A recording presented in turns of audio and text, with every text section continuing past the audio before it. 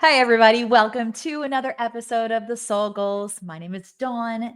So glad, as always, to have you joining in, whether you are listening on one of the platforms or watching on YouTube. Love having you here. This year on the Soul Goals podcast, just to recap, has been a wonderful, hard yet transformative year in the best possible way, with my friend Dixie and I doing 52 weeks of personal self growth exercises, doing one a week and bringing you our experience in them so that you can be aware of what this exercise is, what it does, how it works, and if it's something that might benefit you, because ultimately we are here to grow in our soul's goals. What are our goals in our life? Well, there's lots of different things, but if we take it to that deeper level, what is our soul's goal? It's to grow, it's to evolve, it's to become, it's to be, right? It's to be the best versions of ourselves that we can be. Sometimes it takes intense elbow work, and sometimes it takes super fun stuff, as evidenced in this last year of many different opportunities. I like to call them opportunities instead of challenges, opportunities for us to take part in some activities that we may not necessarily gravitate towards. I've also found through the course of the last 42 weeks, now 43, this is week number 43, that some of these exercises really resonate with me and were really easy. And then I found that some of the exercises totally don't resonate with me and were really difficult, but in the best possible way. So when things are difficult for me, I know that there's probably something in that piece that I need to know, right? To understand, to work through, to process through for myself. Hence, my soul is evolving. It's continually growing and continually being shaped by my experiences and everything that's happening around me, as is yours. So, why not make our souls, our bodies, our minds, everything possible, the best possible thing that we can do as being present, diving in, doing the work, and yeah, making ourselves fuller so that we can be present for the people in our lives that depend on us. Ultimately, bottom line, soapbox. All right, I'm stepping down. Soul goal number 43 today is called The Power of the Card. And I love this one. It's one that really does resonate with me. This is the challenge, or rather opportunity for the week, is taking a $5 gift card, carry it in your purse or wallet, your car, your backpack, and giving it away to someone you feel drawn to that may need that this week. Don't ask about it. Don't think about it. Just allow your body, your mind, your soul to be led to where this needs to go. And it could also have been an online savings program that you qualify for, gifting that to a friend, allowing them to use your discount for a week or for a purchase. That's another thing too, instead of going out and buying a $5 gift card. But for me, I love being able to punch that into my budget for the week and saying, I'm going to take $30 this week and I'm going to give away 6 different gift cards. And the reason I say 6 is because this past week, I had the opportunity to do my regular Meals on Wheels route. I do maybe 2, sometimes 3 times a month, depending upon my schedule, where I get to drive to a different route, usually each week. And it's seeing these wonderful people that don't have access to get out, that need those meals delivered to them, and that really want to see a friendly face. They really need some connection because they're not able to get out of their house for one reason or another. So, my idea was to buy $5 Amazon gift cards. And when I handed them their meal, I was going to hand them this wonderful little card as well. And do you know what? A $5 Amazon gift card created more smiles than I could have ever imagined. And not just for them, but for me. Yeah, it's a win-win. All of this is. This giving back is really, really beneficial for not just the people we are giving it to, but also for ourselves, deepening our well so we can continue to give of ourselves to the community that depends on us. So, why? Why do we do this? Why is this giving important? And why would we choose to partake in it? Well, it says I see you. It lets people know, hey, you're important. This is a way for me to show you that I see you. It can be just this small gift. It could say, like, I noticed you. I appreciate you. Hey, and how about this? You matter to me. That's, I think, the biggest thing that I've seen in my Meals on Wheels route, and especially giving away those easy $5 Amazon gift cards, which, in the grand scheme of things, it's not a lot. But you know what? It's the thought that counts. It's the idea behind it that really was a benefit to seeing those people go, wow, you thought of me to be able to do this. Yeah, we can all do that. We can all find those spaces. It also sparks this piece of joy for not only them, but look at me. I'm smiling and grinning like a crazy person. It was so fun. I love the gift giving. Hey, and we're going to do an episode on the love languages coming up here in a few weeks. Gary Chapman's 5 love languages. I bet you can't guess what mine is. Gift giving galore. Love, love, love, right? So, an unexpected delight is what I'm talking about when we spark some joy and we give somebody a surprise they're not expecting, like this little $5 Amazon gift card I gave. It's a treat they may not be able to give themselves or may not give themselves. And it gives them, like I said, that's unexpected little boost of, whoa, you thought of me. Okay. Hey, here's another thing. This podcast, what's our premise? It's about building connection. It builds connection. Those small intentional gestures, it really strengthen relationships, whether you are in a close relationship or whether you are passing through and helping someone, whether it's a coworker, a teacher, a delivery driver, a friend, somebody that you're assisting in my Meals on Wheels route. Yeah, the lady that lives just down the road that I had no idea was shut in and couldn't get out until she happened upon my Meals on Wheels route a couple of months ago. Oh, it's really insightful. It gives a sense of goodwill, a sense of that human connection. And remember, people, they want to know and they want to feel and they remember how you made them feel. Maya Angelou said, they may not remember what you said, but they remember how it made you feel, how it made them feel. May not remember what you said, but people will definitely remember how your actions made them feel. Bang. That's a mic drop if Maya Angelou ever had one right there. Hey, it's also a ripple effect starter. It makes people smile. It can increase compliments through the day. And it may incite someone to pay it forward on their own in some other capacity. You really never know where it goes. But hey, guys, it always goes somewhere. That benefit extends far beyond what we can usually see.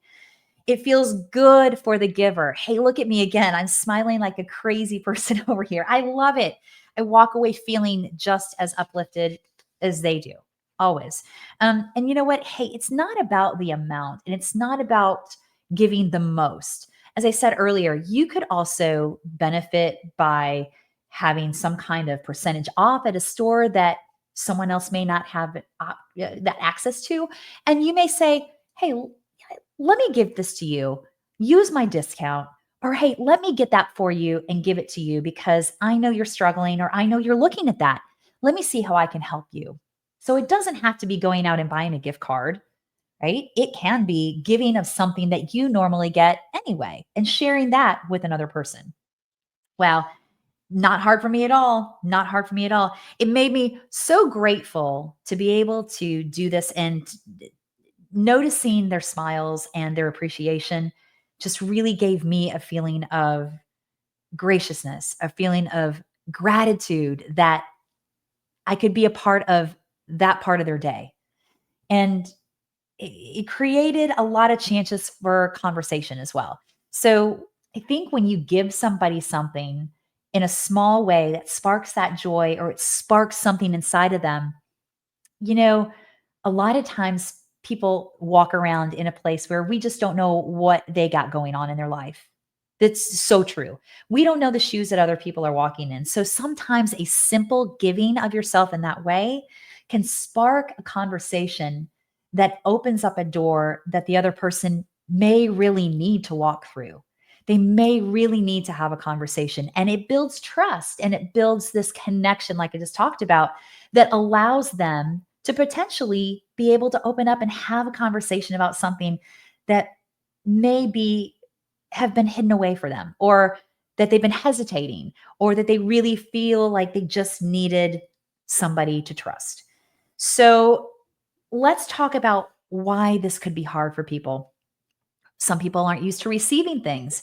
Some people feel it's just unfamiliar, or gosh, it's uncomfortable, and here we go. They may not feel like they deserve it. They may say to themselves like, why me? Like, I didn't do anything to earn this. But it's not about doing something to earn something. It's just about recognizing and allowing yourself to be seen and allowing yourself to be honored, right? So I know for me, a lot of times when someone gives me something, for a long time, it took me to a place where, hmm, there's a hidden motive here. What is it that they want from me by giving this to me? And I think a lot of us tend to have that knee jerk reaction. And I don't know that it is something that is built into our wiring as much as it's something that has changed our wiring along the way, depending upon our experiences. Maybe we've had a run in where someone has not appreciated us or has really expressed that they don't like this or that or another thing about us in some capacity, that we then articulate in our brain and in our body to mean something way bigger than what it is. But that those fears of those hidden motives was something, like I said, I had to really work to go, okay, I'm going to allow this person the benefit of the doubt. I'm going to receive this compliment. I'm going to receive this gift, and I'm going to be mindful about saying thank you. And I'm going to allow myself to receive it. There's no setup, there's no obligation, there's no agenda behind it. And you know what? Like my mom used to say, if there is an agenda behind it, that's not really about you. It's about the other person. So all we can do is receive what we can in the capacity and the place we're in. We can give from the capacity and the place where we are in. No more, no less. It's about being present. Kind of piggybacking on that fear of like hidden motives I just talked about, we have past hurt or mistrust issues. So, the last time someone may have given me something, it didn't go well. There was something conditional about it. So we hesitate about what's the meaning behind receiving something like that. It could also be a struggle with self worth. That's a biggie. We all struggle with self worth at some point or another. Don't fib. You do. I know I do. We all have, we all do. Until the end of our time, we're probably going to encounter things that challenge our self worth. Another thing is this social or cultural conditioning. Sometimes we're embarrassed, or now we feel like, well, we owe them something if they've done something for us. And on the contrary, sometimes that reciprocation can be great, but sometimes it's not needed. If we feel that way, there's an element inside of us that feels conditional to what the gift was or what the gift is that we're giving. We have to be really super cautious about where we're giving from. If there's a condition involved, if there's a string attached, what is that for us? Understanding that about ourselves helps us to move beyond that.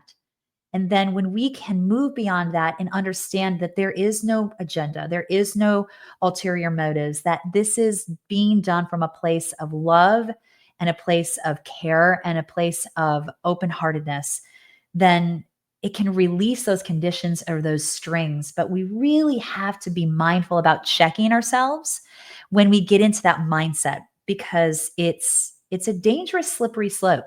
Again, I'm speaking from personal experience. We can talk to my therapist from a few years ago and talking through an experience where I felt that connectedness, but in a really uncomfortable and an unhealthy way. And that conditionality, I don't know if that's a word, just made it up if it wasn't. That conditionality, if you will, of receiving something from someone that doesn't have anything attached to it. They just wanted to give.